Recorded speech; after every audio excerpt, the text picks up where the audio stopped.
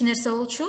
Андан кийинки маселе, негизи билесиздер, азыркы учурда текшерүүлөрдүн бардыгы ушул ачык маалыматтар сайтынан жүрөт. Ачык маалыматтар сайтын баарыңыздар билет болушуңуздар керек. Эгерде таппай жатам, билбей жатам десеңиздер, анда ИСУнун башкы сайтында emis.edu.gov.kg сайтынын эң башында эле логин паролду жазганын жеринде эң башында ачык маалыматтар деген ссылка бар. Ошону бассаңыз, сиз ачык маалыматтар сайтына түшөсүздөр.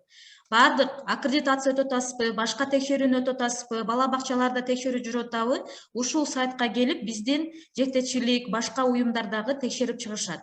Ошол себептен сиздер ушул сайттагы маалыматтарды текшерип, ошого жараша ИСУну толтурасыздар.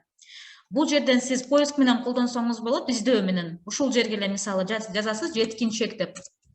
Эгер жеткинчек бала бакчасын издеп жатсак.